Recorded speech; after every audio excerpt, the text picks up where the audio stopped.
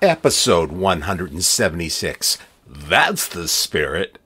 And what do we have here today? A dumb birthday game from February 12th, 1996. The title of which shall be Black Silk Norm-ligées. Our players. I'm on the phone from home, Mike Epstein producing and playing in studio, and asking a question to Norm for clarification on a discussion Norm and Jack had. Just you wait. Ken Newman in traffic, or not. Arlene from Philly, Russ working at the Ottawa International Airport in Canada, and the purring Gene from Hyde Park. The birthdays: Joe Garagiola, Arlon Specter, Bill Russell, Judy Blume, Arsenio Hall, Joanna Kerns, and Franco Zeffirelli. We also are blessed with two historical events. In what year did George Gershwin's Rhapsody in Blue premiere in New York? And in what year did the first round-the-world automobile race begin in New York? Oh, and that's right, Dead Bdays, Abe Lincoln. We are also treated to a commercial read from Norm for the Vermont Teddy Bear Company. This is another classic, and so you may participate at home and yell out, "That's the spirit!" I will pause after I mention the episode number. Ready? Episode 176. Excellent. Black Silk Norm-ligées slinks its way to your ears. Now.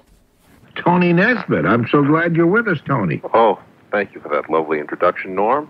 Very happy to be here. You're a lovely person, and to have you on the program makes it even more lovely. Thank you so much. Oh, thank you. We also, of course, we have Mike Epstein, who's producing this very same program. Yes, I am. You can tell by the pace the program is going in. And Mike will be a member of the panel as well. Yes, sir. Well, and before we get underway, if you don't mind, I don't know. I wasn't listening Friday night. I happened to sleep Friday. Oh, jeez. And I know. Forgive me. But I don't know if you and Jack Hart were talking about what you lounge around in or something like that. Do you remember anything about that? Yes, we do. As a matter of fact, Jack Hart at that moment, or at least it talked about, his jammies. He wears jammies with feet and the hatch on the back and a knitted little cap when he goes to bed. So we were just pointing out the fact that women who had some kind of a fantasy thing about Jack Hart ought to know that that's the way he looks a lot of the time. And how did you describe how you look when you lounge around? Do you remember? Yes, I do remember. A black silk negligee, I think I was saying, or that might explain this. I had this left for me at the desk. As you know, during the course of the night, we talk with some of the callers. That we just sit there and chat for a few minutes while they're waiting to go on. Yeah. One of them is Mary in Peabody. And Mary left this at the desk for me and said, "Give this to Norm. I think he'll appreciate this." Oh, really? This would work much better on television, obviously, but... Okay, well are you excited about this, Tony? I am. I have no idea whatever it is, I can't wait to see you in it. Okay, let's see, there's a card that comes along with this. It's a very nice rural card, of a barn and a house that looks a lot like my own. Courier and I, something like that. Here's a little something to add to your collection. Love kisses, Mary and Peabody. Okay. Oop, I'm sorry. What is that, an inflatable doll? What was that? No, it's this is the oh, look at this. It's the tissue paper. You can hear the tissue paper, and inside... Is that what I think it is? It's what I described. It's a black... Oh, God. It's a... What do you call that? What this? It's a negligee. Teddy? Is it a teddy? I guess it's a nightie of one kind. A nightie or a teddy? It could be a teddy, I suppose. Yeah. Or a baby doll. They call them baby dolls, certain ones. It could be. Let's see if there's a name on here. I just saw a tag. Where did I see it? Nathan's of Hollywood. Yeah, that's right. Oh, Fredericks of Hollywood. Yeah, Fredericks of Hollywood is where it came from. Oh, is it crotchless? Is it one of those? No, it's not. It's not topless. It has. No, is it crotchless? Oh, crotchless.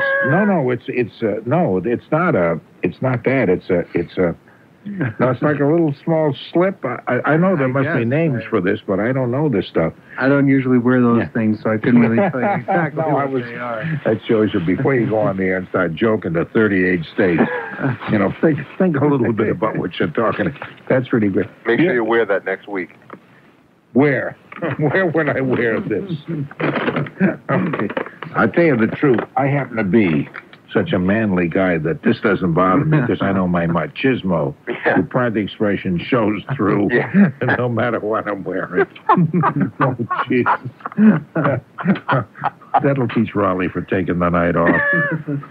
And let's bring in a suave, debonair kind of guy, a man from the WBC 24-hour network service, which is a service we give our listeners because we're that kind of people, is Ken Newman. Hello, Ken. Have we lost? Maybe he doesn't recognize you because you're wearing your costume. Yeah. Why don't you go on to the callers and I'll try and bring him up later. I don't know if there's a problem with the... Yeah, maybe. Do you think the screen and stuff? Okay. Hold on, Ken, because if you're trying to get through, we can't hear you, so shut up. Okay. I thought that'd Susan make him feel better by talking that way. I saw Broken Arrow this... Well, what did you think? Not too great, eh? I was disappointed, to tell you the truth. Travolta's very good in it. The female character is a complete waste of time. And because she's in a lot of the scenes with Christian Slater's character, it kind of ruins his character. Oh, I see. You think he was... Some of the dialogue was foolish. And there were a few scenes. There was a fight scene with Christian Slater and John Travolta, and one scene, Travolta's nose and mouth is all bloodied, and then there was another cut to a scene. Now he's only got blood dripping from the side of his mouth, and his nose was completely clean. So somebody obviously was not paying close attention. That does happen. It was so obvious. It was so obvious. That's funny. Were there scenes in it like, the Indian, we want him, whop him? No. No, it wasn't that bad. No, the closest thing would come was that it took place in the desert Southwest, out in Utah. Well, Utah's not exactly the Southwest. Yeah, but it was the canyons and was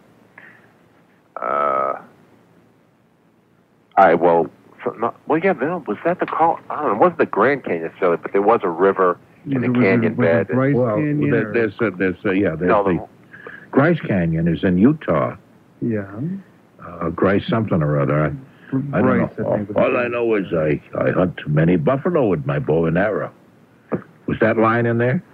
I'm maybe just at the end before the end came on the screen. Okay. Oh yeah, there was. Yeah, I was just disappointed. Okay, so we'll give it how many? It's kind of funny. I hear David Burton do movie reviews, and something he hates and thinks ought not to have been into a movie, and he'll give it 2 stars out of 5. I would think he'd give it. I don't think I've ever heard him give it no stars. No, I think he gave one movie one time half of a star. Oh, half of a star, I see. Yeah, I don't remember what movie it was. This, I don't know what I'd do. Maybe I'd probably overall give it a thumbs down. A thumbs down, okay. Yeah. 1 thumbs down is worse than 2. Maybe because my expectations were really high. Very excited about it. Oh, look at this. The guy in the Herald gave it 4 stars, I think. He loved it. Yeah, I saw that. Oh, yeah. That's James Vernier. Yeah. Yeah. Hey, we have Arlene from Philadelphia with us. Hi, Arlene. Hi. Have you Happy seen... Valentine's Day. Well, happy Valentine's Day to you, and lovely to have you back with us and playing America's beloved dumb birthday game. And we also have Russ, who's up in Canada. Good morning, Uncle Norm. How you doing, Russ? Very good, very good. We're starting to get a flurry of activity here this morning. I don't know why, but... You're at the airport at Ottawa. In the international airport, right. Ottawa, is it called the Ottawa International Airport, or Well, that's the old name. They changed it most recently they named it after famous Canadian historical figures. This is now called the Macdonald-Cartier International Airport. Oh, was Cartier for Jacques Cartier? No, for the man himself, Macdonald-Cartier. Oh, he had the same last name as Jacques Cartier? Yeah, it's another figure, and I guess I'm not being a good ambassador here. I should know the history behind it. I work here, but I don't. No, because I know there's the big Jacques Cartier Bridge, which is in the province of Quebec. Yeah, that's the Jacques Cartier, Yeah, but no relationship. No, this is a different person. Oh, actually, this may be half and half. It might be after Sir Johnny MacDonald and Jacques Cartier. I guess they might have done it half and half. Okay, will you check that out first, for heaven's sake? We had to ask, John. We have to know. I know. What kind of a Canadian are you, Russ? Anyway. Okay. We also have Jean from Hyde Park is with us. Hi, Jean. Remember me? Do I remember you? Would I ever forget you, Gene? Would I ever forget you? If I forgot you, may my left hand hang limp from my body. I'm here. May my toes curl inwards. Oh, my toes. May my belly button drop off, releasing my entire rump from my body. I'm in the middle of a shtick. Will you be quiet, Gene? That's why I didn't date you again after the prom. Because you kept interrupting my lines. Yeah, right. It had nothing to do with the negligee she found, right? Yeah, she took off my shirt and found the negligee underneath. You're talking, aren't you, Gene? And we're not even paying attention, so go right ahead. We'll give you some time. Go ahead. Oh, I think he's the greatest. I think Norman's the greatest. Oh, be quiet. Never mind. I don't need people sucking up to me. Okay. Do we have Ken with us now, too? Ken, are you there? I don't know if he even realizes that we're doing the game today. No. Oh, that's right. He may not. No. Oh, but I just talked to him, right after, we had trouble at 3. So he knows I'm here. Maybe I sound a lot like Bob Raleigh. Do you think so? I was thinking that myself. Yeah, because sometimes it happens that way. I do sound a lot like him. Nothing wrong with that. Hey, so I guess we're going to have to do it without Ken, because he's usually kind of fun. If you like, I can run into... Yeah, call him live on the air and say, what the heck's going on? Oh, yeah, you want to use the phone, Nick? Can you call him on that phone? But I don't know the number over there. Off the top of my head. Tony, do you happen to know it? Yeah, I do. What is it? Should we give it on the air? I don't think. I'm not sure. I don't know if it's one of those. We may have an inside hotline number, so. Yeah. It's right there It's right there above the phones, stuck to the. Yeah, but I'm not in. Well, then. All right. Okay, we'll hold off just a minute, and you might want to check. He's very good that way. He doesn't mind these extra duties, and he's going in to call again as soon as we get him on the program. This is some. Are you all you kids here in the teen canteen and you folks out there on the panel? You all having fun? Loads. Yeah. Loads. I wouldn't call that exactly the most enthusiastic response I have ever heard. Okay, we have a lot of interesting people. Incidentally, were born on this date, including Abraham Lincoln. We won't guess his age. Why are you using an old book, Norm? I heard you last night mention the book you're using. That's right. Yeah. What happened to... Well, see, there is no new book. Number one, I didn't get a new book of Chase's calendar. What about your celebrity birthday book? Okay, now that was last year, and they keep they made it a 3-year book, so that's somewhere, but that's not updated either, because that was printed some time ago. They made that a 3-year book now? A 3-year book, yeah. Really? You buy it and it's all set for 3 years. They don't come out with a new one each year. And so there's probably a new Chase's book, the one that we're going by, the calendar of events, which I don't like as well as the other one. But that's it. So I keep updating that. So I really don't have any updates, except we add the Associated Press stuff. Is he with us now? He ought to be right here. I don't hear about me? No, I don't hear anything. Yes, we're talking about you. No, I don't hear anything. I just hear a voice mumbling a lot, but that can't be Ken. No, that's not me.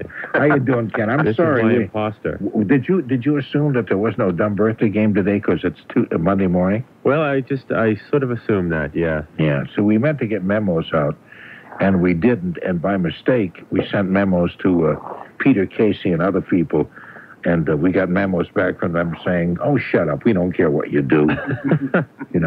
We don't even care what you broadcast. Just be there to fill the air in case some really important story happens. That must have been where the confusion That's probably it. Anyway, a lot of interesting people born today, including Joe Garagiola, well-known former catcher, big league baseball catcher, and sportscaster, born in St. Louis, Missouri on this very day, February 12th.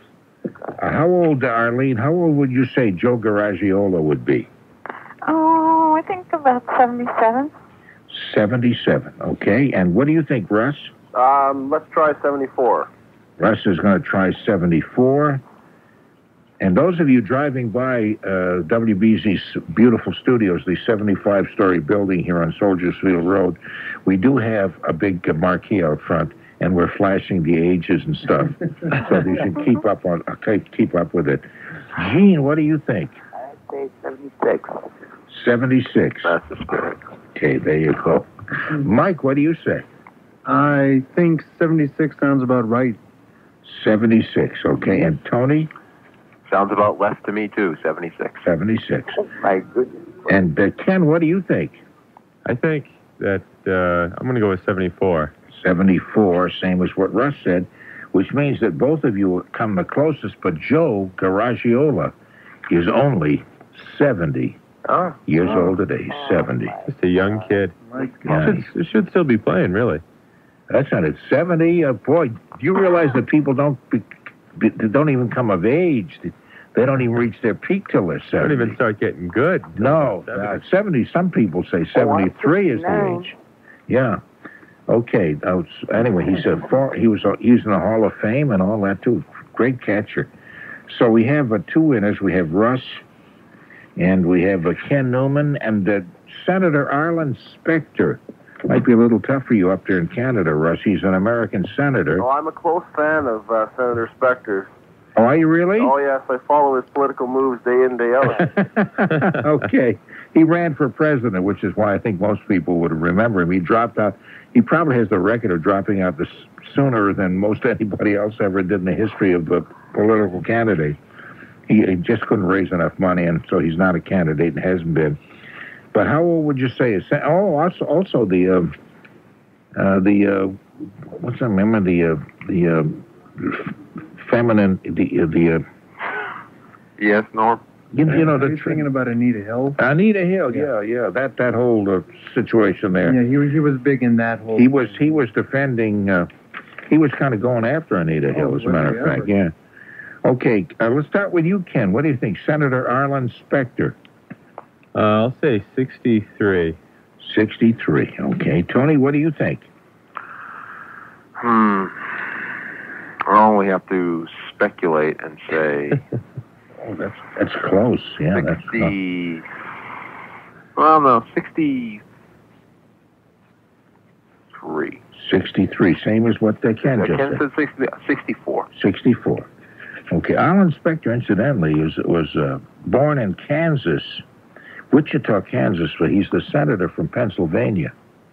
Just shows you. There's a message there, but I'm not sure what it means. It means wherever you are. There you go, or something like that. Whatever that is. Yeah. Well, both of what you both said, certainly they both make a lot of sense to me, even though I don't have any ideas what you're talking about. Mike, what do you think? Senator Arlon Specter. I think Senator Specter is 64. 64, okay. And Gene, what do you think? 61. Gene says 61 in a very sedate, subdued voice. Who's making that? Is that you? Is Gene doing those funny noises? That was the sexy purring noise. Yeah, Is that what it was? Yeah. That's like that Rodgers and Hammerstein song. Sexy purring noise? No, there's a song, The Girl That I Marry.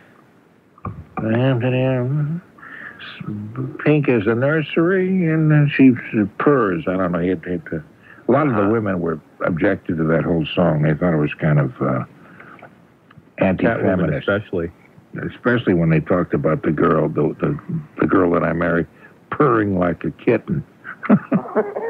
Dressing up in a vinyl Catwoman outfit. Well, she can dress up in this. I have to have the black silky thing.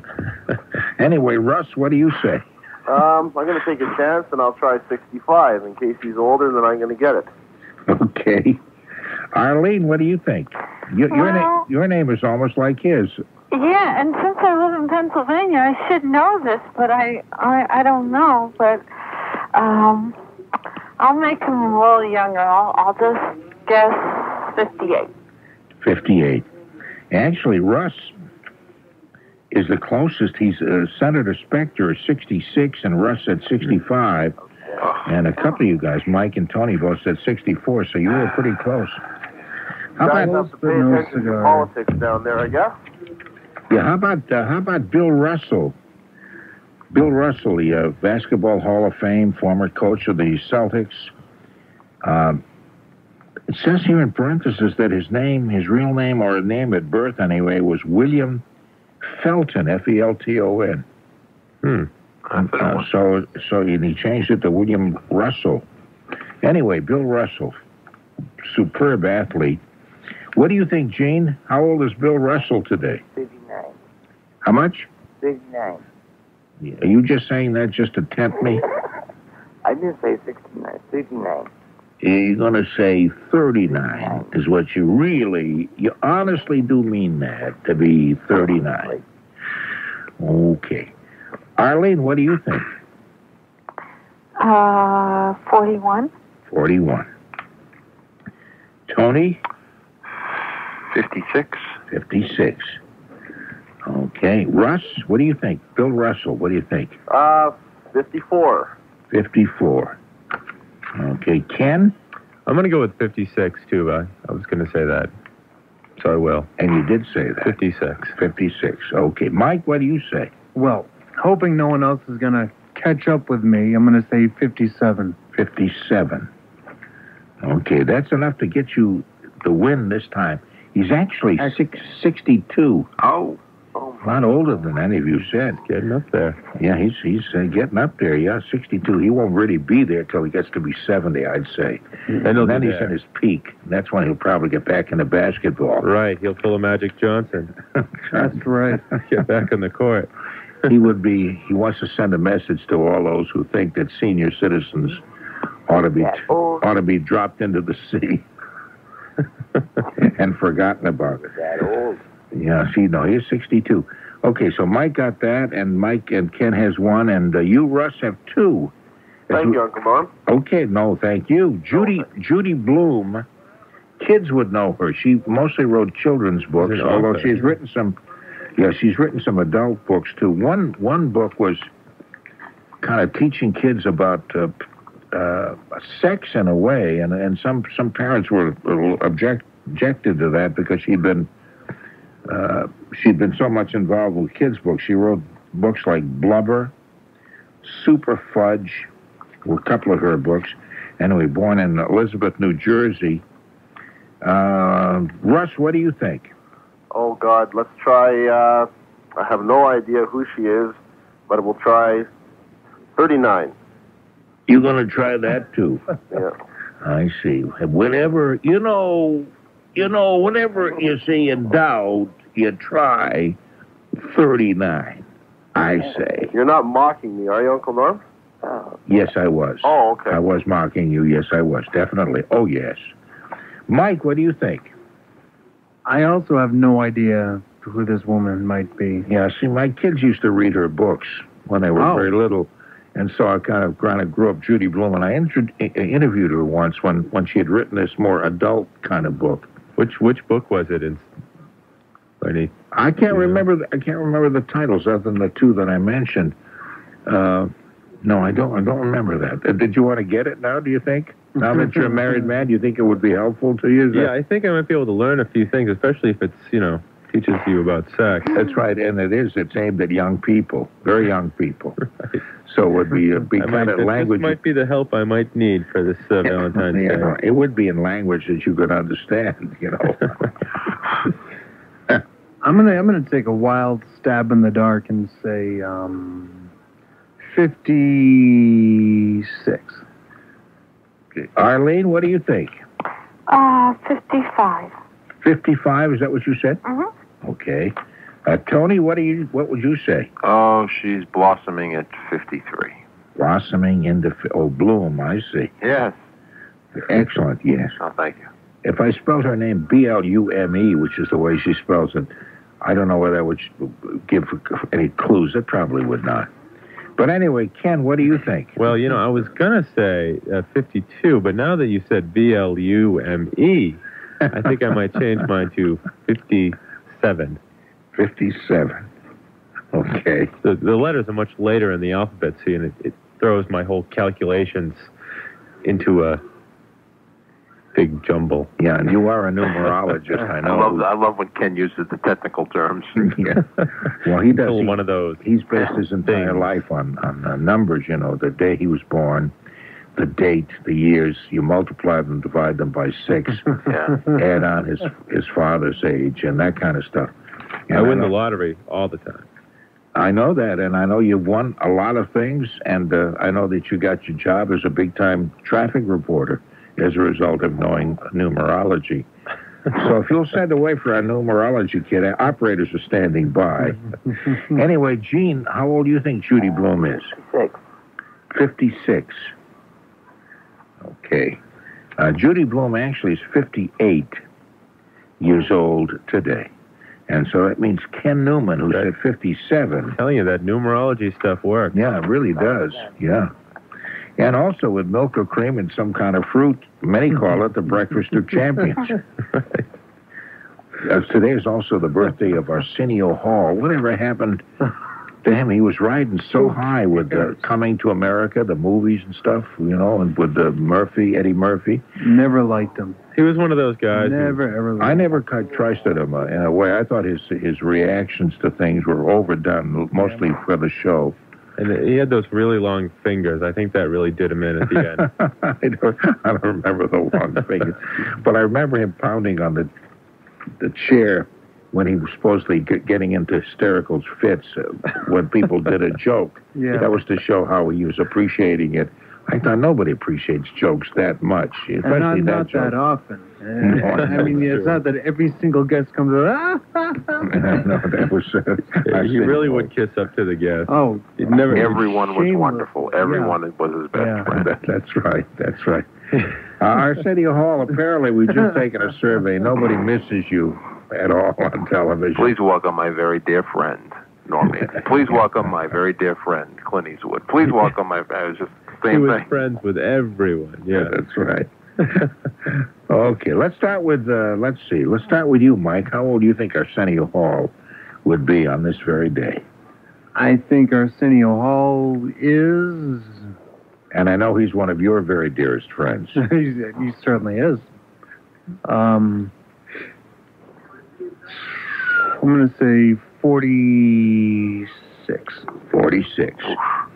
Okay. Oh, you said was that you, Tony? That was Tony. Yes, it was. Well, then why don't you control myself? Why don't you tell us what you think what age he is? 40. 40. Okay. And let's see, Gene. 43. 43. Okay, Ken. Well, you know, I was talking with him backstage just before the show, and I think he's 36. 36.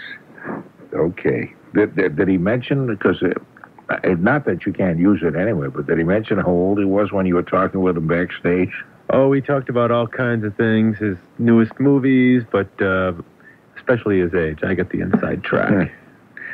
Okay. Arlene, what do you say? 37. Arlene says 37. Would he consider you a very dear friend? Dear friend. Okay. Dear pals. Russ, what do you say? How old is Arsenio Hall? He's very big up here. He's like the Jerry Lewis, of France. Oh, no. He's very big up here. They think he's a genius from Canada. He's all the rage. I'm going to try 35. 35. Okay, Arsenio Hall actually is 41 years old today. That seems to make Tony Nesbitt the winner. She said 40. Oh. Yeah, I said 40. Okay, so we have a tie for first place between Russ and Ken, and one apiece with Mike and Tony. And nothing. Is that you, Gene, who said that? 0. 0. And nothing for me either. Yeah. I won my big trip to Kansas City. I'm so heartbroken. I'm sorry. Wichita, Kansas, the vacation capital of the world. Yeah, that's right. Joanna, you all know Joanna Kerns? Yeah, she was in Growing Pains. Growing Pains, right, and a former national caliber gymnast. I didn't know she was that. I didn't know that. Born in San Francisco, California on February 12th. And, of course, the question is, how old is Joanna Kerns today? Rather an attractive lady, as I recall. Is she not? She's not bad. Yeah, she was. Wasn't she Tony Danza's love interest or his wife? What did he play? What did she play? Is that the right one? No. No, you're thinking of Judith Light. Who's the boss? Yeah. She was the boss. This is the Growing Pains. Actually, she's in any TV movie of the week that involves, like, a baby getting stolen or switched at birth or something. She's usually the mother. All right. Okay. Arlene, what do you think? Joanna Kerns. 43. 33. No, 43. 43. Okay. Russ? I'm going to try 44. 44. 44. Okay.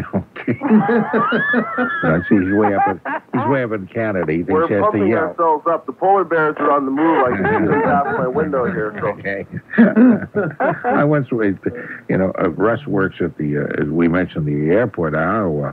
I once worked with a guy. One of the first stations I ever worked at was WESX, and I was about 18. I was not about, but exactly 18. There was a guy who used to come in with an army shirt on. He was about my age, too.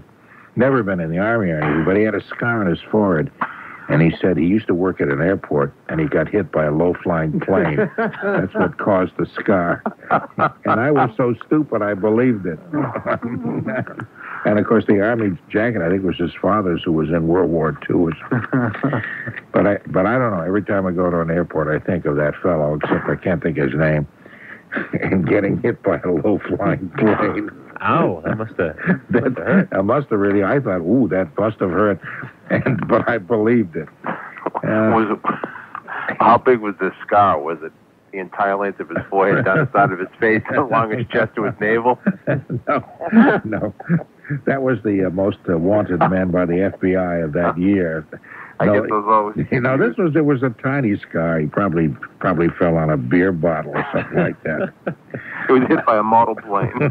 That's right. That's more like that. That's right. Anyway, a paper airplane. It was a paper cut that scarred up on him. He would sit there and tell war stories. It was kind of funny, except stupid of me, Oh, gee, that's wow. That sounds awful. Wow. And then when you went on the air, is that Norm Nathan? Because you had your voice and then you had your radio voice, right? That's right. I talked like this off the air. Then when I went on the air, I said, WESX Salem. Hold on a minute. I've got to do a time check. And just stand there. I got to turn my microphone on and do a time check. Just a second now. It's now 3:42. Okay, I'm all set for a bit more. Gene, how old do you think Joanna Kerns is? How much? 42. 42. You sound very subdued, Gene. Are you okay? Yeah. Okay, as long as you're okay. Otherwise, a lot of police listen, including those in Boston. We can send a cruiser over to your house. You fascinate me. Oh, I see. So this is what you do when you're fascinated. You're just very quiet. I know. I just listen. Okay, Mike, what do you think? I think she's 41. 41. A lot of funny noises going on. That was a sound effect. You like that? That was really nice. Tony, how old do you think she is? 43. 43. Okay, and Ken? I think she's 42 also. 42 42 also? too. I got a buddy. Okay, actually, she's 43. No kidding. Oh, Yeah, so Tony and Arlene both had that right on the button. I'm not even really paying attention now. My I'm reading math the was paper. I know, and I'm not paying attention either. Russ, Tony, and Ken are all tied at 2 apiece. Is that interesting? Oh, that is so interesting. Arlene and Mike have 1 apiece, and Gene, I know you're tantalized by all of these. You got a 0, yeah. How about the movie producer? Well, wasn't that interesting? Yeah. He's actually a film director. Norm? Yes? Before we do that, can we take care of a couple Yes. Hold on a minute. We have some commercials and stuff to do. Oh, goody. Oh, and you know what a sticky person. This is the good Mike part. This is what everyone waits for. That's right. It's coming soon to a theater near you. something like that. Hold on a minute. I just want to tell you about a Valentine's Day suggestion. For Valentine's Day, of course, the official day of romance. You understand that it is the official day of romance, don't you, Mike? Because I know you're a terribly romantic person yourself. Is that one of the romantic sounds that you utter? That me and romance don't really, Romance, I understand, as I understand it, hot-blooded romance is your middle name. Absolutely. Anyway, Vermont teddy bears make it easy for you to be truly romantic. Send your sweetheart a Valentine's Day beargram. To order, just pick up the phone, dial 1-800-829-BEAR. That's 1-800-829-BEAR. And you'll just melt your Valentine's heart with a beargram from the Vermont Teddy Bear Company. Plus, unlike flowers or candy, a beargram lasts forever. Choose the Cupid bear, the gangster of love, or the fool for love bear. Or how about, I was suggesting once we called up, remember we called the Vermont Teddy Bear Company, and I suggested, I asked the operator if they had a transvestite bear. Yeah. And she said, no, we don't. I mean, she wasn't at all amused by that. Okay, anyway. The thing is, I think it would be a lot more exciting if they would have it 1-800-BARE, and then you could really get it. Oh, that would be, you'd really get it on. I think that would change the tenor of the spot entirely. Just one bit of advice, though. When you send your sweetheart a Valentine's Day bear, try to send it on a time when his wife is not at home. That's 1-800-829-BEAR, B-E-A-R. Oh, there I go again with the spelling. Send your sweetheart a Valentine's Day beargram from the Vermont Teddy Bear Company, and make sure her husband is not home at the time. You might as well make this a kind of a bisexual thing. If they, bisexual, I don't think is the word I was groping for. Groping for. Groping is not the right word either, is it? Okay, shall we get back? Are you guys ready for the part 2 of the Dumb Birthday Game, or part 7, I think it is now? Dumb Birthday Game 2, just when you thought it was safe. To tune in your radio, there they are again.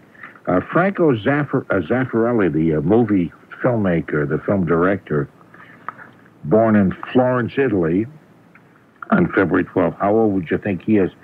Ken, what do you think? I can't think of... Can you think of any of his movies, any of you? No. Are you all... Did he do a documentary on Senator Specter last year?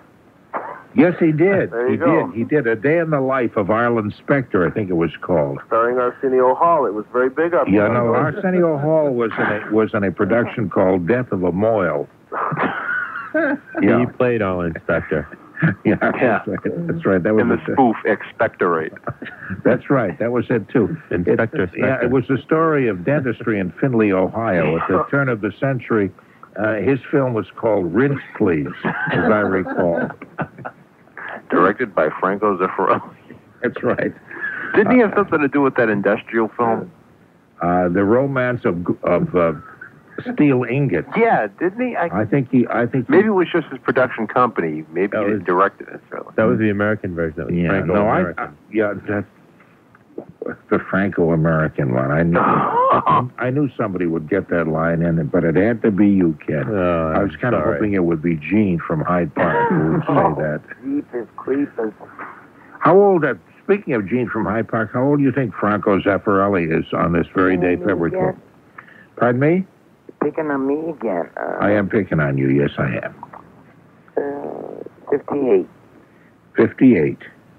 Okay, and Tony, what do you think? I don't know. That's not acceptable. That's not acceptable to us on this side of the aisle. Page 353, paragraph A, section 6-2. I'm checking that out. In the rule book. That's exactly where it is. Yes, it is. It said, I don't know, is not acceptable. Someone has to make a firm guess.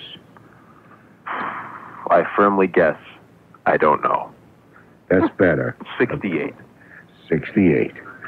Okay. And Mike, what do you say? Does anyone know any film that this guy ever was involved with, or any production, anything of any kind? Do we have anything to judge this guy's birth date with, or the year of his birth, or anything? Nobody seems to be speaking up. I guess not. Thank you very little. I'm going to say that I know I've seen his name a million times. That makes one of us. There are film buffs all over who's saying, don't you understand what he did? What's wrong with you guys? He did La Notizia di Giorno, Il Bullettino Meteorologico was one of his great films. Why don't you know that? No. Mark me at 7-Eleven de Carpenter, and A Piece of Roof was his only German film. He did that too. Don't you know that? I'm going to say that this. Quand il me prend dans les bras, il me parlait tout bas, je vois la vie en rose. That was his film. Jeez. Don't you read subtitles or what? Didn't he do a film in Chagrin? Yes, he did. Yeah, that was a little, that was interesting. Yeah, the title of that was, as you know, Chagrin is a language with just a few three consonants, no vowels, three, it was called...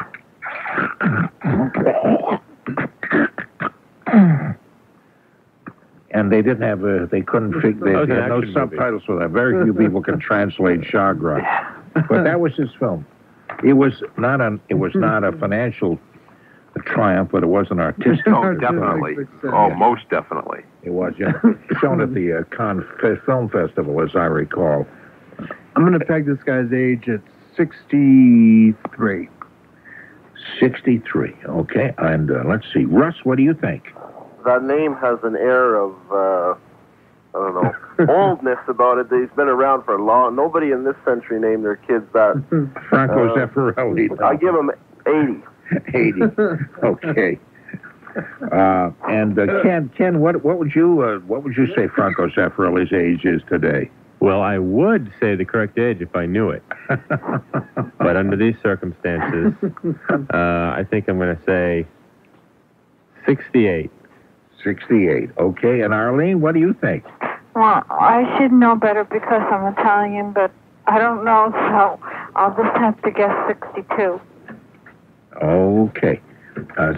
Franco Zeffirelli today is 73 years old. 73. So the closest... Was it me? I believe, let's see, you said 68. Yeah. So you were 5 years off. Yeah. I believe maybe it was. Let's see. We had Russ was 7 years off. And I believe you and Ken both said 68. Yes, you both did win that round. So you both are tied at 3 apiece. Son of a gun. And getting down to the wire. Oh, it is. Just one more thing. Russ has 2. Today is also, here's a historical thing. I'll give you the event, and you tell me what year it happened. I'm not so good at these. I don't like these either. Oh, okay. It's nice to learn something, but yeah, well, we feel that if people are going to stay up all night listening to this program, at least they can take away some bit of knowledge. What year was the popsicle stick invented? That's the... How did you know it's going to say that? I had a feeling. I have the script. No, it was on this date, February 12th. George Gershwin's Rhapsody in Blue premiered. Was colorized, no. In New York, that's right. It was actually, his Rhapsody is black and white at the time. They colorized it later. That you're absolutely right. It premiered in New York on February 12th. But what, in heaven's name, was the year that happened? What do you think, Arlene? What year was the Rhapsody in Blue? Oh, I'm not sure. I might be wrong. I guess 1920. 1920. Okay. Russ, what year do you think that was? Oh, I'm not a big Gershwin fan, but I have all his CDs. Let's try 1933. 1933. Okay, Gene, what year do you think that was? 1936. No? Yes? Could I change my guess? Because I think I guessed too early. Okay. I have a feeling I guessed too early. Better look that one up in the rule book. What? Better look that up in the rule book. Okay. No, I actually, once we get going, we don't usually allow a person to take a second choice, but go ahead anyway. Thinking about it anyway. I know I did. I probably did. Anyway, I'll guess 1935. 1935. And I'll never do it again. Pardon me? I said I'll never do that again. I'm never going to guess 1935 again either. I won't forget that, but she changed it. What's that? She changed it. Yes, she did change it to 1935, yeah. Mike, I just allowed that because she only has one correct answer. There's no way she can win the whole Wow, thing. you sucker. Jeez. Mike, what do you think? I think 1938 sounds about right. 1938 sounds right to you. How about you, Tony? That's exactly what I was going to... I'm sorry, did I scare you? Yeah, you really did. 1938. However, you did remove a large piece of earwax from my right ear. I'm sorry, you said 1938. Okay. Mm-hmm. And Ken? I'll say 36. 1936. Okay. The actual year was 1924. Oh, my goodness. So you were much closer, Arlene, on the first time. Yeah, you were. So let's see. The winner would be probably Russ, who said, he said 33. Right. That is irony right there. That is irony. And the winner would have been Arlene. That just shows you, go by your instincts, Arlene, for heaven's sake. Right. Because a woman's instincts are terribly important. They made America great. So we have Russ with 3 correct answers, and Tony with 3 correct answers, and also Ken.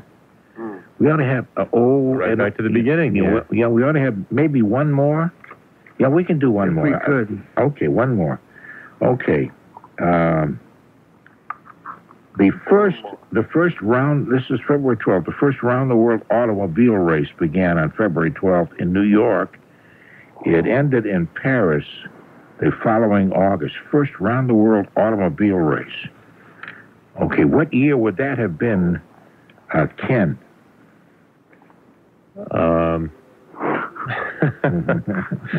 Take that, Ken. The first round-the-world automobile race began. I don't see how that's possible.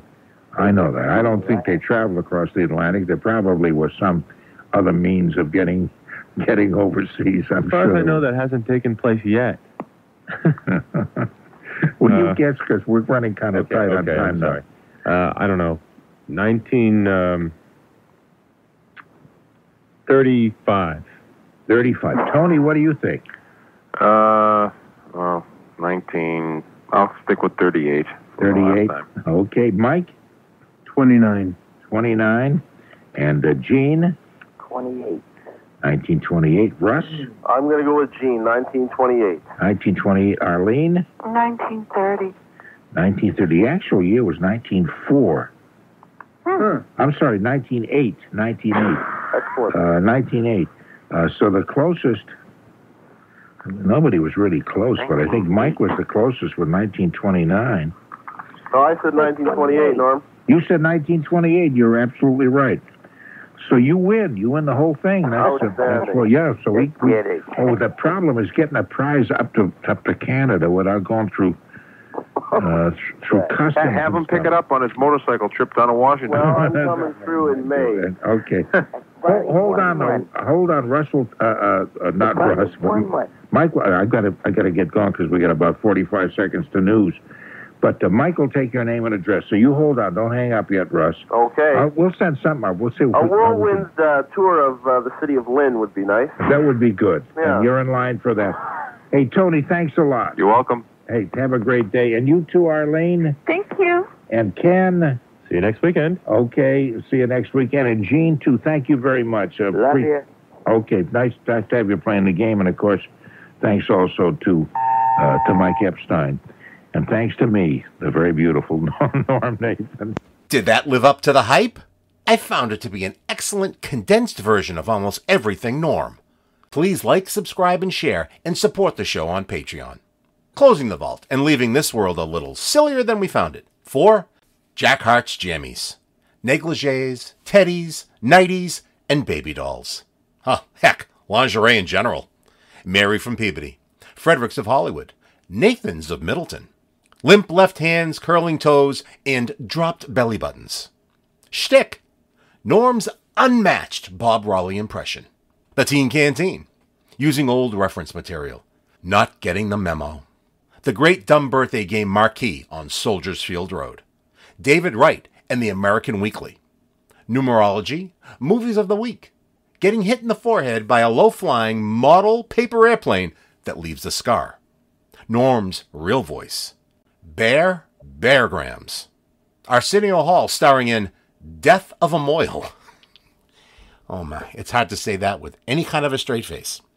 Expectorate, the story of dentistry in Findlay, Ohio. Also known as Rinse Please, The Romance of Steel Ingots, Franco-American. Norm speaking in Italian, German, French, and Chagra. A Woman's Instinct. Whirlwind Tours of Lynn, Mass. Mike, Hot-Blooded Romance Epstein, Ken Newman, and my very dear friend, Norm Nathan.